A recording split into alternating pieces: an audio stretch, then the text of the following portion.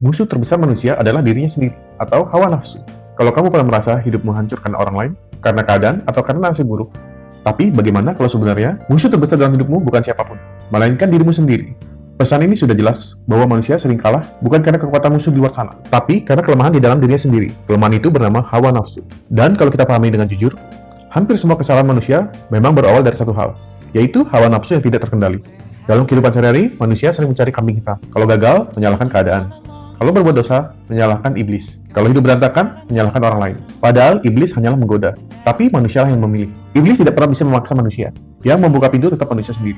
Nanti, ketika kiamat, iblis akan berkata, "Aku tidak punya kekuasaan atas kalian selain mengajak. Lalu, kalianlah sendiri yang mengikuti." Artinya sangat jelas, tanggung jawab para manusia tidak bisa dialihkan kepada siapapun.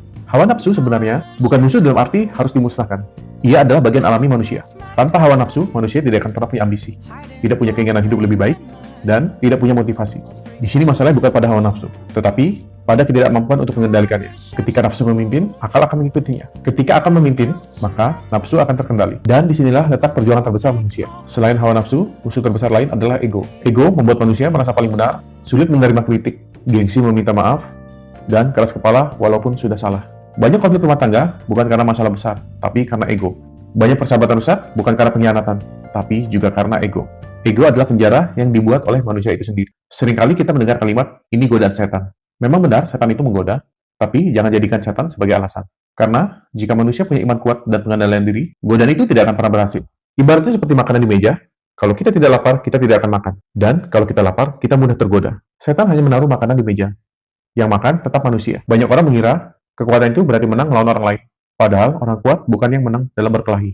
Orang kuat yang mampu menahan amarahnya. Ini luar biasa dalam. Karena menahan diri jauh lebih sulit daripada melawan orang lain. Melawan orang lain bisa selesai dalam beberapa menit, tapi melawan diri sendiri bisa berlangsung seumur hidup. Tidak ada libur dan tidak ada istirahat. Musuh itu selalu ada bersama kita sampai kita mati.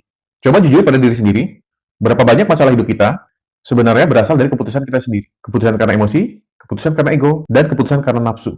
Dan setelah semua itu terjadi, barulah kita berkata, "Kenapa aku melakukan itu?" Padahal jawabannya sederhana.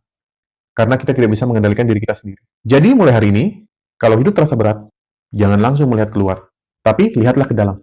Tanyakan pada diri, apakah aku sudah mengendalikan diriku, atau aku masih dikendalikan oleh hawa nafsuku? Karena kenyataannya, musuh terbesar manusia bukan orang lain, bukan juga dunia, bahkan iblis. Akan tetapi, musuh terbesar manusia adalah dirinya sendiri.